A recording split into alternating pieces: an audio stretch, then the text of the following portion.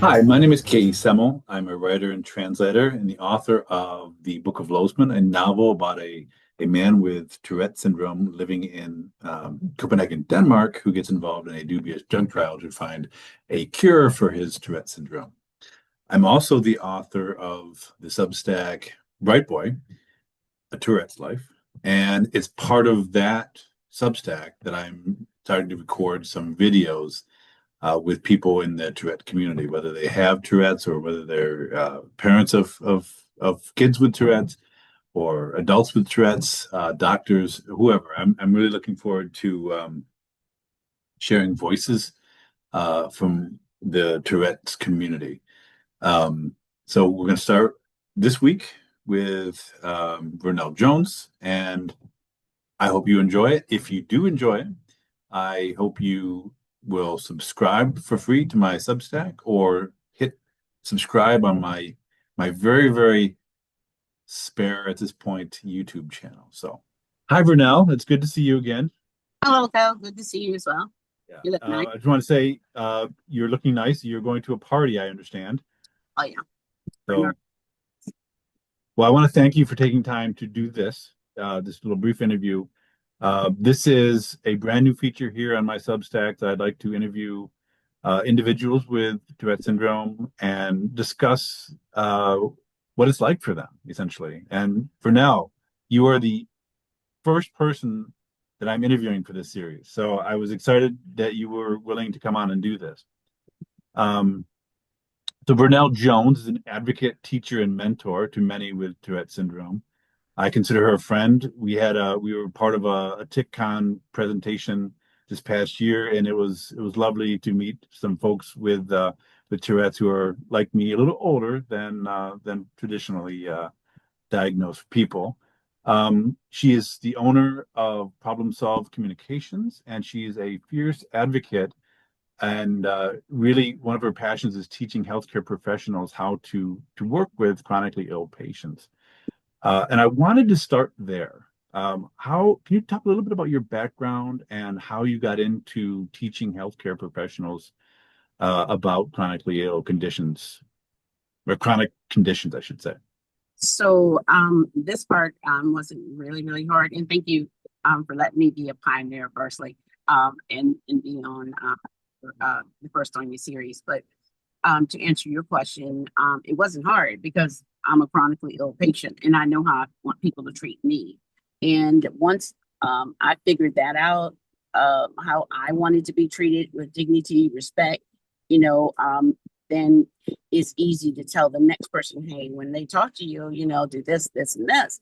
And so what I was seeing on a regular basis was that you're going through and it's a little cycle, that you go through. You go to your different doctors and they tell you the same thing and you go to a specialist and back and forth. And nobody's really addressing, the real issues. And so I started really like looking into those things. And that's what my company was born from, a passion to repeat the same and be able to make people feel like they're heard and they're valued and respected when they go to the doctor. They know what they're going for. Educate yourself, arm yourself with information. So I do a lot of medical research on everything. And just like, I think I told you, and it's probably a segue, but when I was diagnosed early, I would keep my own records. I always kept my own records. I'm like, can I have a copy of that? And I would keep those. And I have records from when, I had my children and all of that. And if I need to go back, I just refer back to them. I hope I answered your question. I know I'm a little long. I think so, yeah. And that you're right. That is a great segue to my next question. You were diagnosed in your late 20s with Tourette syndrome. Can you talk about the process that led to that diagnosis? What were some of the signs, giveaways that, there was something that wasn't quite right? You're a young mother with a growing family. Talk a little bit about that time. So the biggest thing was like in the back of my mind, I knew something wasn't right, and I don't want to say not right. I felt something was going on. And, when I was younger, I got into trouble all the time for clearing my throat and making these little kind of quirky, kind of dry cough, like a hacking kind of dry cough, clearing my throat, and all that. But none of that was really a problem. Everything was seen as an individual problem. It wasn't until my father and I were in Borders one day, and the tick had turned into hiccups for like almost 18 months. I'm being diagnosed with hiccups, but it was a very loud screech. Didn't know what it was called. We were just in Borders, and this guy says, "Oh, you have a vocal tick," So, okay, I need to go home. Back then, it was get on the internet, the dial up stuff. And, I just, looked for everything that I could find about the word tick. Of course, I was spelling it like Tick first, but, I found it. And when I did, and I started reading, it was like, one of those, epiphanies, like an aha moment, where everything fell into place, and it was very I don't know, it was satisfying to actually get a diagnosis, because I had, a lot of the I don't like to call them comorbidities, but the comorbidities like the ADHD, you know, uh dysgraphia, bad handwriting, impulsivity, all of that. I had it, but I did not know that it all belongs in one bowl, so to speak. And so what then, you kind of alluded to this, but what was that diagnosis for you? Like, what did it mean for you at that time in your life? Well, at that time in my life, it meant that I'm not crazy. I was called crazy, growing up, and all of that. But I knew, that it was something, to make this make sense. And so it made everything make sense for me.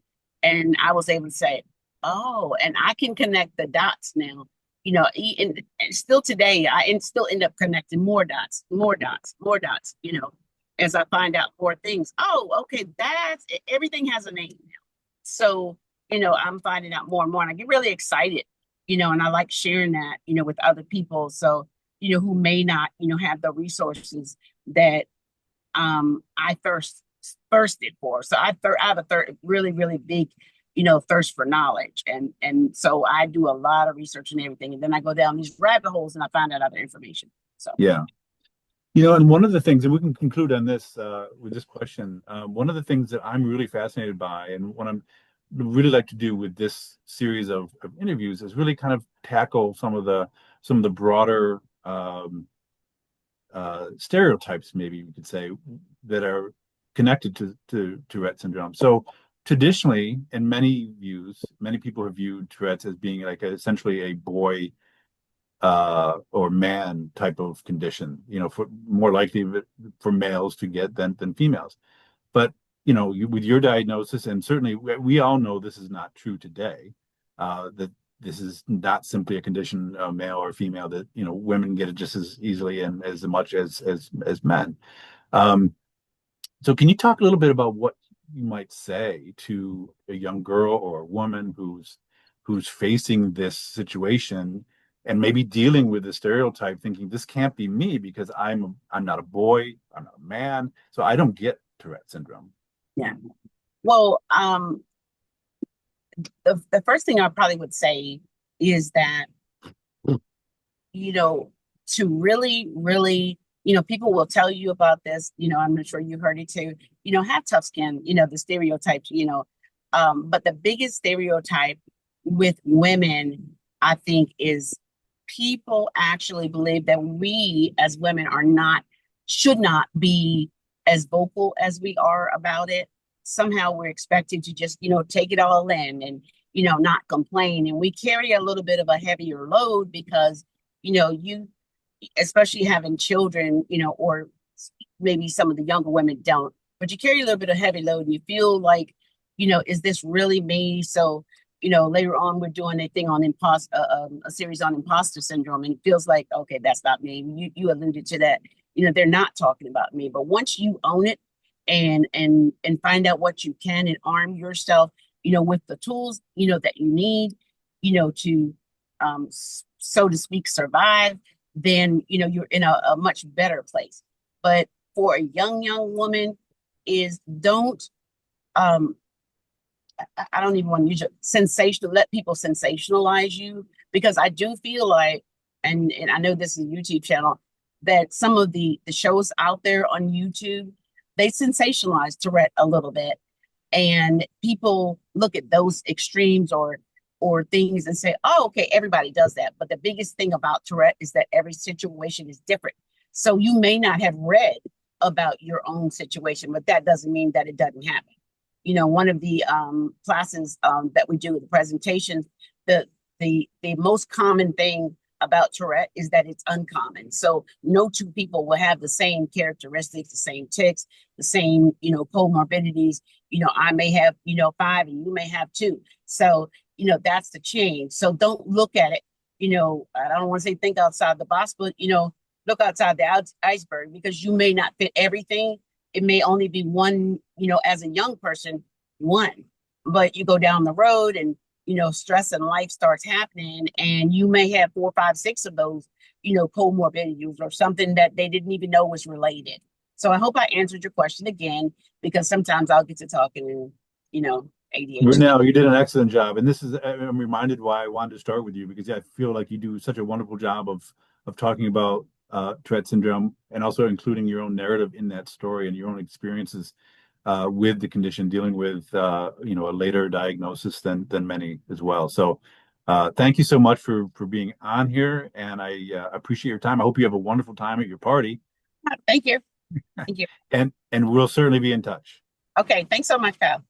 Thank you, Bye bye. Vernell. Take care. Bye bye.